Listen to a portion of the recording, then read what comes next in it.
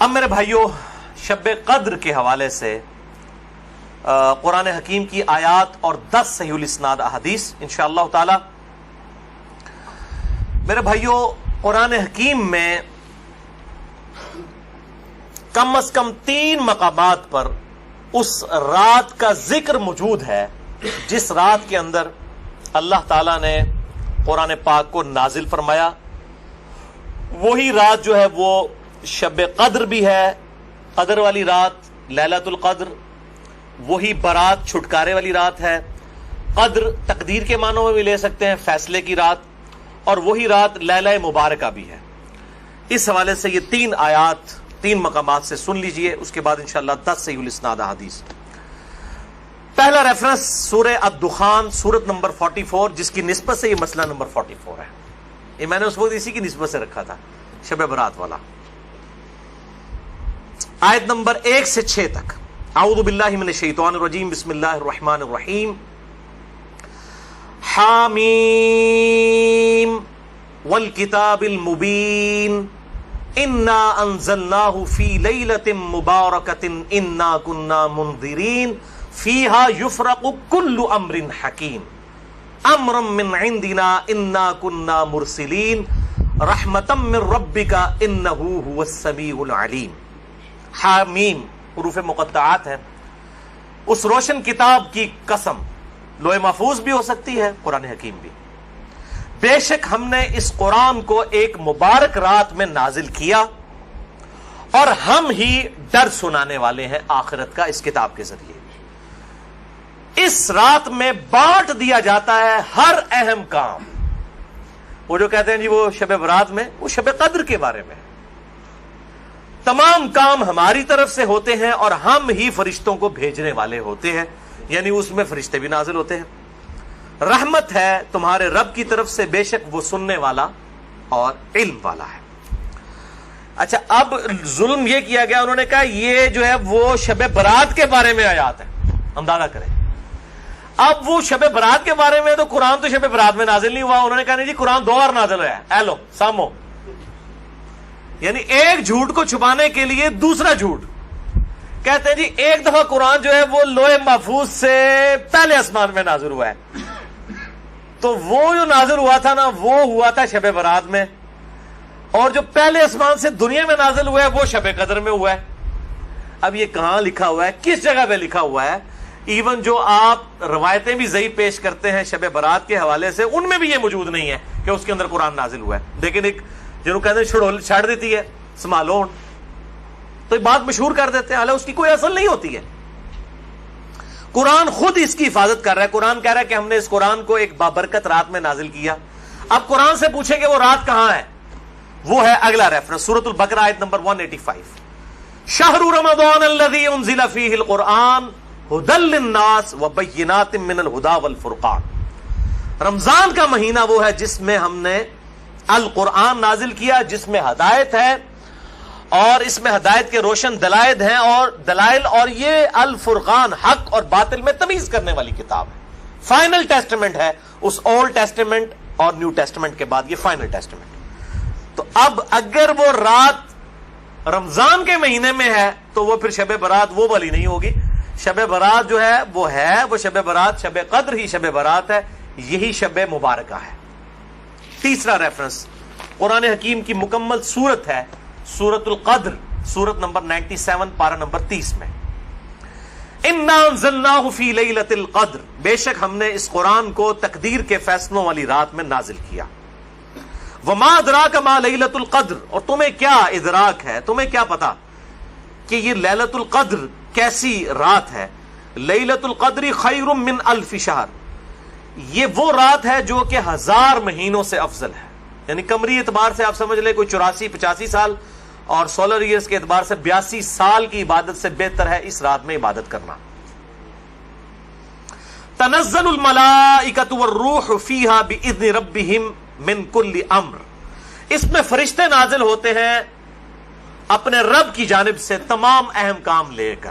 وہی فیہا یفرق کل امر حکیم. دیکھیں قرآن کے پیچھے قرآن کی آیات، قرآن کی سب سے بیسٹ تفسیر وہ ہے جو قرآن سے کی جائے. سلام، یہ رات سراپا سلامتی ہے، ہی حتی مطلع الفجر، اور یہ سلامتی ہے فجر کا وقت شروع ہونے تک، طلوع فجر تک۔ ویسے تو بخاری و مسلم کی میں نے حدیث بیان کی کہ پورا سال ہی آخری تہائی رات میں اللہ تعالیٰ کی طرف سے ندا آتی ہے، لیکن اس کی خصوصیت یہ ہے کہ مغرب کا وقت شروع ہونے سے لے کر طلوع فجر تک یہ پوری کی پوری رات اللہ تعالیٰ کی طرف سے ایک خاص رات ہے، جس میں فرشتے نازل ہوتے ہیں، اہم کام بانٹے جاتے ہیں، تقدیر کے فیصلوں کی رات ہے۔ تو یہی شب قدر ہے، یہی شب برات ہے، یہی لیلہ مبارکہ ہے، یہ سارے کے سارے نام اسی پہ فٹ بیٹھتے ہیں۔ اب آخر میں 10 صحیح الاسناد احادیث اور 10 کی 10 جو ہیں وہ میں مشکات سے ان کے نمبرز بھی بتا دوں گا، اور بخاری اور مسلم پرائمری بکس کے نمبر نہیں بتاؤں گا، مشکات کے نمبر بتاؤں گا جو انسائکلوپیڈیا آف حدیث ہے۔ پہلی حدیث صحیح بخاری صحیح مسلم دونوں میں ہے، مشکات میں ہے 1958۔ آپ صلی اللہ علیہ وآلہ وسلم نے فرمایا، جو شخص ایمان اور احتساب کے ساتھ، احتساب کہہ دیں گے آپ 3 چیزوں کو جوڑ کے، اخلاص، ثواب اور اصلاح نفس، جو ایمان اور احتساب کے ساتھ رمضان کے مہینے کے روزے رکھ لے، اللہ تعالیٰ اس کے سابقہ سارے گناہوں کی مغفرت فرما دے گا۔ اور جو ایمان اور احتساب کے ساتھ رمضان کی راتوں کا قیام کر لے، یعنی تراویح قیام اللیل کر لے، اس کے بھی سابقہ سارے گناہ معاف ہو جائیں گے۔ اور جو ایمان اور احتساب کے ساتھ لیلۃ القدر کا قیام کر لے، اس کے بھی سابقہ سارے گناہ معاف۔ لیکن لیکن لیکن صرف چھوٹے گناہ، کبیرہ گناہ صرف توبہ سے معاف ہوتے ہیں، چھوٹے گناہ تو آٹومیٹکلی معاف ہو جاتے ہیں نیک اعمال کرنے سے۔ اس کے ثبوت میں وہ حدیث ہے صحیح مسلم کی جو مشکات میں ہے 564۔ آپ صلی اللہ علیہ وآلہ وسلم نے فرمایا، اگر کبیرہ گناہوں سے بچا جائے تو 5 نمازیں، ایک نماز سے دوسری نماز تک، ایک جمعے سے دوسرا جمعہ، اور ایک رمضان سے دوسرا رمضان، درمیان کے تمام گناہوں کا کفارہ بن جائیں گے اگر کبیرہ سے بچا جائے۔ تو نماز چھوڑنا خود ہی کبیرہ، ورنہ لوگ کہیں جی ایک رمضان ہی پڑھ لو، دوسرے رمضان خالی پار کیوں؟ صحیح مسلم میں حدیث ہے، مشکات میں ہے 569 کہ بندے کے کفر اور اسلام، شرک اور اسلام کے درمیان فرق نماز ہے۔ یہ اتنا کبیرہ گناہ ہے کہ بندے کے کفر اور اسلام کا فرق ہے۔ تو جو کبیرہ گناہ کر رہا ہے نماز والا، اس کا کیسے ایک جمعے سے دوسرا جمعہ کفارہ بن سکتا ہے، یا ایک رمضان سے دوسرا رمضان کفارہ بن سکتے ہیں؟ دوسری حدیث بھی بخاری اور مسلم سے ہے، مشکات میں 2083۔ آپ صلی اللہ علیہ وآلہ وسلم نے فرمایا، شب قدر کو رمضان کے آخری عشرے کی تاک راتوں میں تلاش کرو، 21ویں، 23ویں، 25ویں، 27ویں اور 29ویں۔ تیسری حدیث بھی بخاری اور مسلم سے ہے، اور مشکات میں اس کا نمبر ہے 2086۔ آپ صلی اللہ علیہ وسلم نے رمضان کا پہلا عشرہ اعتکاف کیا، پھر دوسرا عشرہ بھی اعتکاف کیا، پھر سر مبارک خیمے سے باہر نکالا اور کہا کہ میں نے پہلا عشرہ اعتکاف کیا تھا شب قدر کی تلاش میں، لیکن مجھے نہیں ملی، دوسرے میں بھی نہیں ملی۔ پھر ایک فرشتے نے آ کے مجھے خبر دی کہ اس کو آپ آخری عشرے میں تلاش کریں، اگر تم میں سے کوئی اعتکاف میرے ساتھ کرنا چاہتا ہے تو کر لے۔ اور پھر آپ صلی اللہ علیہ وآلہ وسلم نے فرمایا، مجھے خواب میں وہ رات دکھا دی گئی، اور اس میں مجھے رات میں وہ خواب میں دکھائی گئی، لیکن پھر مجھے بھلا دی گئی۔ سنقرئک فلا تنسى الا ما شاء اللہ، اے نبی ہم تمہیں پڑھائیں گے، تم کبھی نہیں بھولو گے مگر جب اللہ چاہے گا۔ بھلا دی گئی، اور اس کیوں بھلائی گئی وہ آگے بخاری کی حدیث بھی آ جائے گی۔ پھر بھلا دی گئی۔ بہرحال مجھے ایک بات یاد ہے کہ اس رات صبح کے وقت جب میں فجر کی نماز پڑھ رہا ہوں گا تو میرے ماتھے پر کیچڑ کا نشان ہوگا، یہ آپ کو خواب میں دکھایا گیا۔ اور اسی حدیث میں الفاظ ہیں کہ 21ویں رات جب آئی، یعنی 20ویں اور 21ویں روزے کی درمیانی رات، اس میں جب آپ نے 21ویں روزے کی جب فجر پڑھی تو اس رات کافی بارش ہوئی، مسجد نبوی کی چھت ٹپکنے لگی، اور ظاہر ہے کہ قالین وغیرہ تو نہیں ہوتے تھے، مٹی پہ ہی نماز پڑھی جاتی تھی، یہی افضل ہے۔ لہٰذا اہل تشیع کا پارشلی مقدمہ اس حوالے سے مضبوط ہے کہ مٹی پہ ہی سجدہ ہونا چاہیے۔ تو بہرحال آپ صلی اللہ علیہ وآلہ وسلم کے ماتھے پر مٹی کا نشان پڑ گیا۔ صحابہ کہتے ہیں جب نماز کے بعد آپ صلی اللہ علیہ وسلم جب رخ انور صحابہ کی طرف کرتے تھے تو انہوں نے دیکھا کہ آپ صلی اللہ علیہ وآلہ وسلم کے ماتھے پر مٹی کا نشان ہے، تو صحابہ کو پتہ چلا اچھا آج شب قدر تھی۔ اچھا اب آپ دیکھیں کہ یہ نہیں ہے کہ کوئی شے نظر آ جاتی ہے، ورنہ صحابہ کو بھی نظر آئی، آپ صلی اللہ علیہ وسلم کو بھی کوئی چیز نظر نہیں آئی. اور یہاں اتنا مشہور کیا کہتا ہے جی سمندر کا پانی میٹھا ہو جاتا ہے، بھائی کوڑ مارنے چھڑ دو ہوں ماڈرن دور جے کسی گورے نے سن لی نا گل، اور جناب بہ جائے گا رمضان دا پورا مہینے روزانہ دا ایک ٹیسٹ لے گا اور کہے گا 10واں کس داڑے جناب شاید نالوں میٹھا ہوتا ہے سمندر دا پانی. جس سارے درخت سجدے میں گر پڑتے ہیں، بھائی ہم سی سی ٹی وی کیمرے لگا لیتے ہیں، پتہ لگ جائے گا کس وقت گرتے ہیں. یہ سب جھوٹ ہے، کسی روایت کے اندر موجود نہیں ہے. بس صرف آپ نے قیام کرنا ہے رات کا، کوئی ایک رات اس میں ہوگی. اسی لیے دیکھیں یہ فکس بھی نہیں کر کے بتائی گئی کہ فلاں ہے، کہا گیا 5 ہیں، 21ویں 23ویں 27ویں 25ویں 27ویں اور 29ویں. چوتھی حدیث صحیح مسلم سے عبداللہ بن انیس کی، مشکات میں 2087، اس میں بھی یہ پورا واقعہ ہے لیکن اس میں الفاظ یہ ہیں، آپ دوسرے صحابی کہتے ہیں کہ وہ 23ویں شب تھی. ابو سعید خدری کہہ رہے ہیں وہ 21ویں تھی کیچڑ والی، اور عبداللہ ابن انیس کہہ رہے ہیں وہ 23ویں تھی. لیکن یہی دو اختلاف آ گئے. تو وہ 21ویں بھی ہو سکتی ہے، 23ویں بھی، 25ویں بھی، 27ویں بھی. اور اس کی حکمت کیا ہے بدلنے کی میں بعد میں بتاتا ہوں. تو یہ شب قدر کے حوالے سے ایک دعا بھی بڑی مشہور ہے، اللہم انک عفو تحب العفو فاعف عنی. یہ روایت مشکات میں بھی موجود ہے 2091 اور جامع ترمذی اور سنن ابن ماجہ میں موجود ہے، لیکن یہ روایت منقطع ہے. وہ تابعی جو ہے عبداللہ بن بریدہ، اس کا سماع اما عائشہ سے ثابت نہیں ہے. شیخ البانی سے حسن درجے تک پہنچاتے ہیں. بہرحال دعا کے بارے میں میرا موقف یہ ہے، چاہے کوئی ضعیف روایت بھی ہو، اگر کوئی دعا کے طور پہ اسے کر لے تو میں اس کے اوپر کوئی فتوی والا معاملہ نہیں کرتا. امام دارقطنی نے بھی یہ بات لکھی ہے کہ یہ منقطع روایت ہے. اللہم انک عفو تحب العفو فاعف عنی. 5ویں حدیث صحیح مسلم سے ہے، مشکات میں ہے 2088. سیدنا ابی ابن کعب کو کسی نے بتایا کہ عبداللہ ابن مسعود کہتے ہیں رضی اللہ تعالیٰ عنہ کہ جو شخص روزانہ آخری پہر جاگے گا تہجد کے وقت تو وہ شب قدر پا لے گا. اب یہ دیکھیں کہ روزانہ جو جاگے گا ظاہر وہ پا ہی لے گا. عبداللہ ابن مسعود کی جب یہ بات پہنچی ابی ابن کعب تک تو انہوں نے کہا اللہ تعالیٰ ہمارے بھائی پہ جو ہے وہ رحم فرمائے.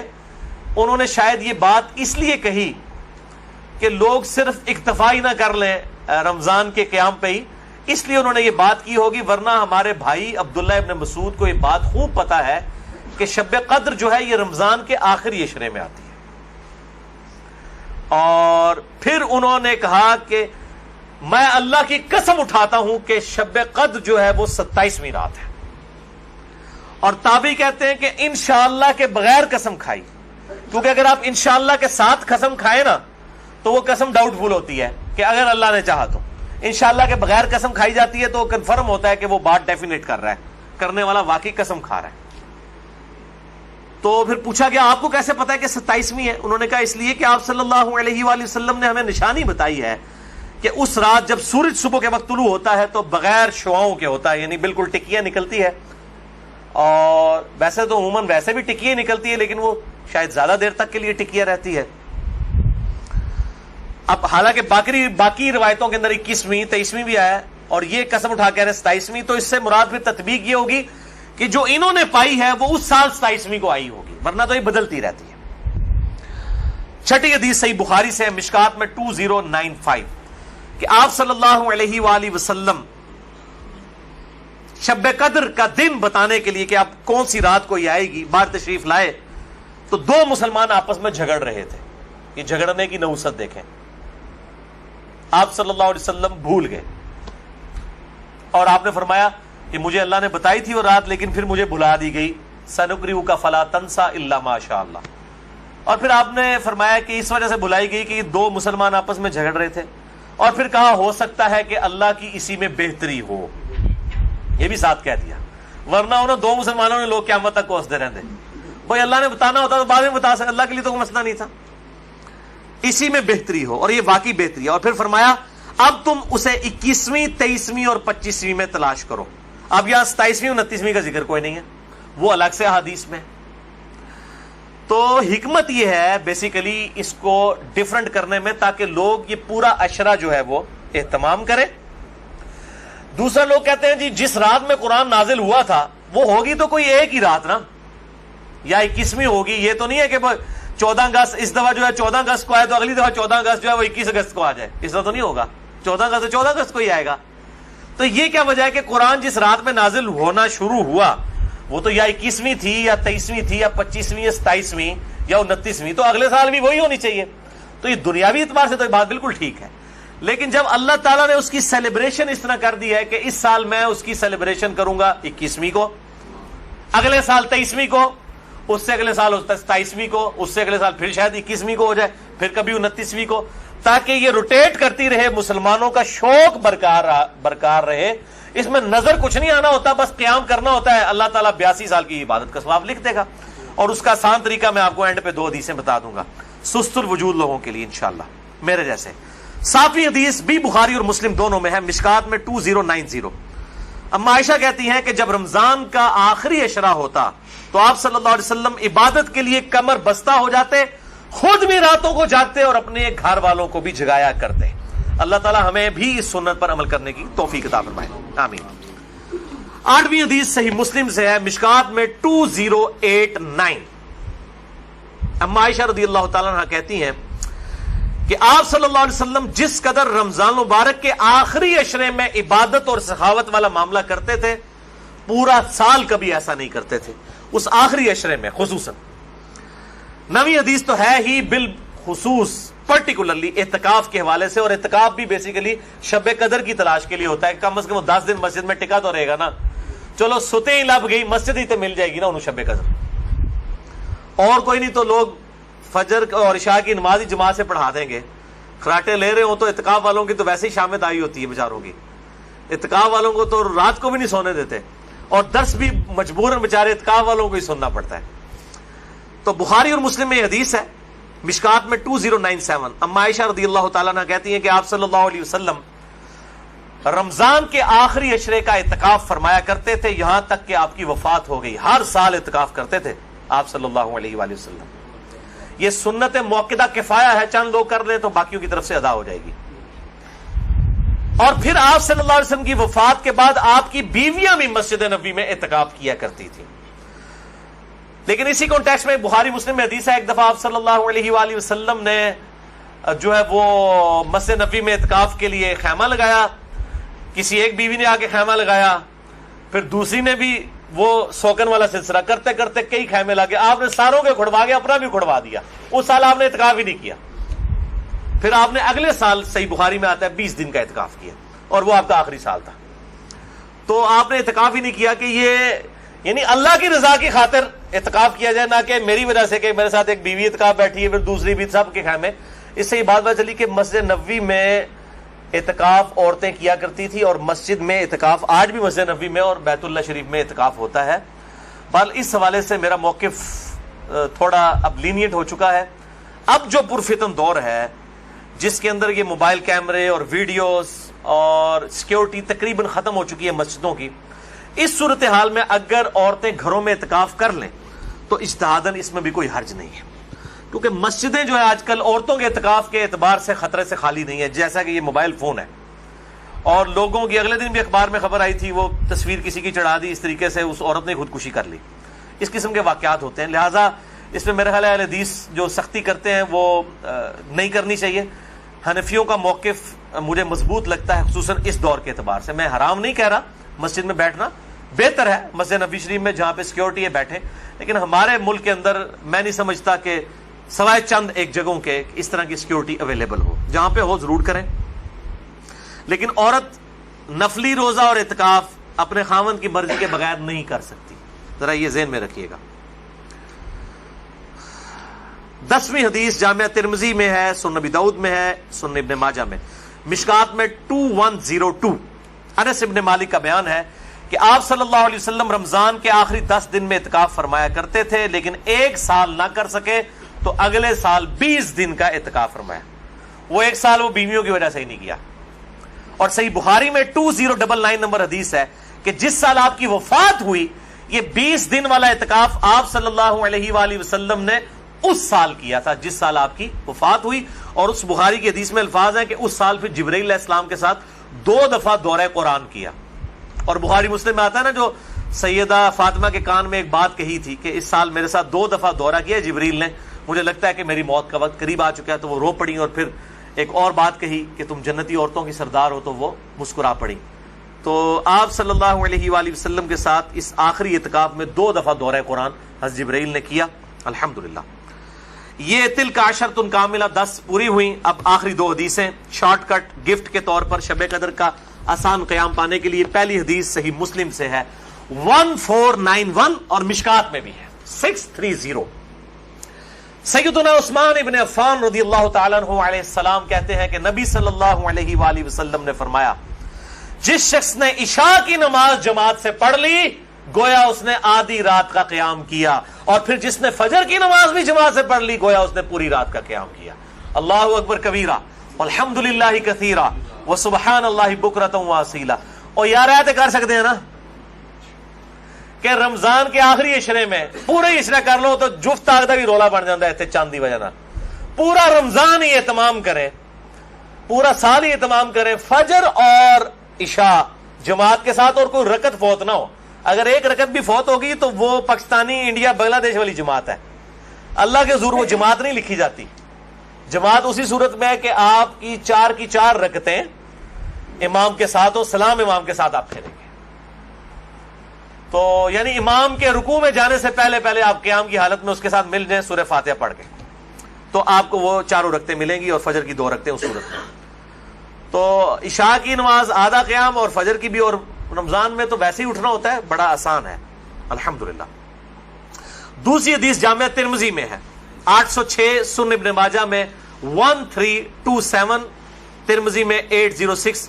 یہ واحد حدیث ہے آج کے پورے لیکچر میں جو مشکات میں موجود نہیں ہے، میں نے ترمذی اور ابن ماجہ کا نمبر بتا دیا۔ ابو ذر غفاری رضی اللہ تعالیٰ عنہ کہتے ہیں کہ نبی صلی اللہ علیہ وسلم نے فرمایا، جو شخص امام کے ساتھ قیام اللیل کر لے رمضان میں یہاں تک کہ امام سلام پھیر کر فارغ ہو جائے، یعنی تراویح پڑھانے کے بعد، تو اسے پوری رات کے قیام کا ثواب ملے گا۔ اگر کوئی اکیلا تراویح پڑھتا ہے اس کے لیے فضیلت نہیں ہے، یہ جو امام کے ساتھ تراویح پڑھ لینا عشاء کے ساتھ ہی، اس کو پوری رات کے قیام کا ثواب ملے گا۔ اچھا، یہ جماعت کی جہاں پہ باتیں ہو رہی ہیں یہاں پہ عورتوں کو استثناء حاصل ہے، عورتوں کے لیے واجب نہیں ہے کہ مسجد میں جائیں، چلی جائیں، اگر کر سکتی ہیں تمام ضرور کریں، ان کو گھر میں بھی اللہ تعالیٰ انشاءاللہ تعالیٰ اس حوالے سے ثواب عطا فرما دے گا۔ حضور عورتیں پوچھ رہتی ہیں جی ہم کہاں سے یہ جماعت، ہم یہ آسان طریقہ، تو عورتوں کے لیے پھر اس حوالے سے آسانی ہوگی انشاءاللہ تعالیٰ۔ تو قیام اللیل اور تراویح کے حوالے سے مسئلہ نمبر میرا 20 ہے، وطر کے حوالے سے مسئلہ نمبر 130 ہے، اور آج انشاءاللہ یہ نیو 44 شب قدر شب برات کے حوالے سے ریکارڈڈ ہو گیا اللہ کے فضل سے۔ رمضان کا آلریڈی 53 ہے، لیکن میں انشاءاللہ اگلے 2 ہفتوں میں اسے 2 نشستوں میں ریوائز کر کے ریکارڈ کروا رہا ہوں انشاءاللہ ڈیٹیل کے ساتھ، 53A اور 53B مسئلہ کے عنوان سے انشاءاللہ تعالی۔ اور ان طاق راتوں میں صلاۃ التسبیح کا بھی اہتمام کریں۔ ڈیٹیل کے لیے مسئلہ نمبر ہے 91 میرا صلاۃ التسبیح کے اوپر، اب وہ آپ ضرور دیکھیں، کیونکہ صلاۃ التسبیح بہت بڑی عبادت ہے، تو قیام کرنا ہی ہے۔ اعتکاف والے لوگ ویسے ہی گپے مارتے رہیں اور جناب وہ فیس بک پہ بیٹھے رہیں، اس سے بہتر ہے کہ کم از کم ہر طاق رات میں صلاۃ التسبیح کا اہتمام کریں، جماعت کے ساتھ نہیں، انڈیویجول لیول کے اوپر۔ نفلی نماز جو ہے وہ جماعت کے ساتھ، اگر بغیر دعوت کے کبھی کبھار ہو جائے وہ الگ بات ہے، وہ ثابت ہے، بخاری مسلم سے ثابت ہے۔ لیکن یہ جس طریقے سے اشتہار بازی کی ہوتی ہے کہ فلاں مسجد میں صلاۃ التسبیح کی جماعت اتنے بجے ادا کی جائے گی، یہ چیز ٹھیک نہیں ہے۔ اگر بغیر اعلانیہ ہو، اعتکاف والے بیٹھے ہیں، اچانک ایک بندہ آگے ہوتا ہے، پیچھے لوگ نیت کر لیتے ہیں، اس کا جواز بخاری مسلم سے موجود ہے۔ میں نے اس کے اوپر جو ہے وہ اپنی جو کوسچن آنسر سیشن تھے، مسئلہ نمبر 110 ABCDEFGH، اس کے اندر میں نے یہ بیان بھی کیا ہے الحمدللہ۔ اللہ تعالیٰ سے دعا ہے جو حق بات میں نے کہی اللہ تعالیٰ ہمارے دلوں میں راسخ فرمائے، اگر جس بات میں میرے منہ سے کوئی غلط بات نکل گئی تو اللہ تعالیٰ ہمارے دلوں سے معاف کر دے، ہمیں کتاب و سنت کی تعلیمات پر عمل کر کے دوسرے بھائیوں تک پہنچانے کی توفیق عطا فرمائے۔ سبحانک اللہم و بحمدک، اشہد ان لا الہ الا انت، استغفرک و اتوب الیک، وما علینا الا البلاغ المبین۔ جزاکم اللہ خیرا۔